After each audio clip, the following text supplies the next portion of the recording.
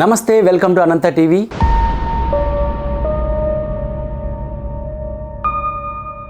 Telangana assembly సమావేశాల్లో మాటల యుద్ధం కంటిన్యూ అవుతూనే ఉంది.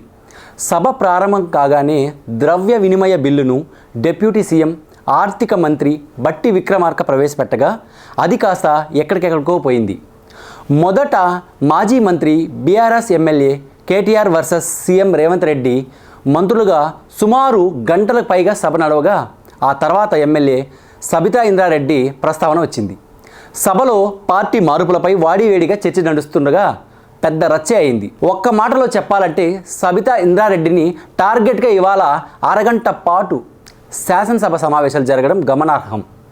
ఈ క్రమంలో ముఖ్యమంత్రి డిప్యూటీ సీఎం ఇద్దరు కౌంటర్ల వర్షం కురిపించారు. అక్కడ ఉన్నవారు కాంగ్రెస్ ఎమ్మెల్యేలను చూపిస్తూ ఏ పార్టీ నుంచి ఏ పార్టీలో చేరారో చర్చిద్దాం, నన్ను ఎందుకు టార్గెట్ చేశారు, నేనేం చేశాను, ఎవరిని ముంచాను, రేవంత్ రెడ్డిని కాంగ్రెస్ల పార్టీలకి రమ్మని ఆహ్వానించింది నేనే, లా అండ్ ఆర్డర్ సరిగ్గా లేదని మాట్లాడితే నన్ను టార్గెట్ చేశారని సబితా ఇంద్రారెడ్డి మాట్లాడారు. ఇలా ఒకటి రెండు విషయాలే చాలానే మాట్లాడారు మాజీ మంత్రి. ఈ క్రమంలోనే స్పీకర్ కలుగజేసుకొని సభానాయకుడిని అగౌరవపరుస్తున్నారని సబితకు తెలిపారు.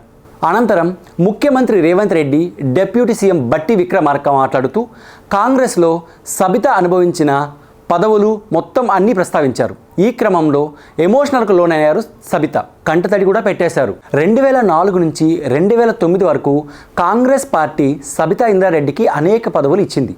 కానీ సబితా ఇంద్రారెడ్డి పార్టీని వీడి బీఆర్ఎస్లో చేరి మోసం చేశారు. ఒక దశాబ్ద కాలం సబితకు మంత్రి పదవిచ్చాం. కాంగ్రెస్ పార్టీ అధికారంలోకి రాకుంటే సబిత బీఆర్ఎస్లోకి వెళ్ళారు.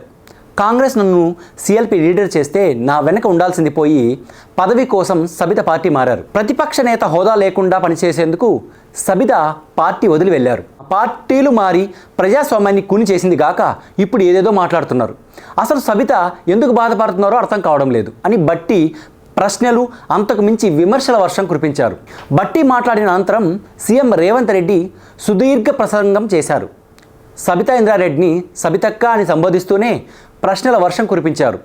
ప్రజా జీవితంలో ఉన్నప్పుడు చర్చ ఉంటుంది. వ్యక్తిగతంగా జరిగిన చర్చను సబితక్క సభలో పెట్టారు. నువ్వు కాంగ్రెస్లోకి వస్తే ముఖ్యమంత్రి అవుతావని సబితక్క నాకు చెప్పారు. మల్కాజ్గిరి పార్లమెంట్ నుంచి పోటీ చేయమని నాకు సబితక్క చెప్పి ఆమె మాత్రం టీఆర్ఎస్లో పార్టీలోకి వెళ్ళారు. నన్ను మోసం చేసిన సబితక్కని జాగ్రత్తగా ఉండాలని నేను చెప్పాను. నేను చెప్పే మాట నిజమా కాదా అని సబితక్క గుండెపై చేసుకొని చెప్పాలని రేవంత్ రెడ్డి గట్టిగానే మాట్లాడారు.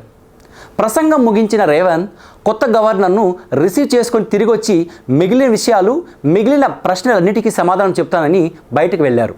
ఈ క్రమంలో స్పీకర్ ఒకంత ఆగ్రహానికి లోనయ్యారు. కేటీఆర్ గారు రెచ్చగొట్టడమేనా మన పని అంటూ కోపంగా మాట్లాడారు.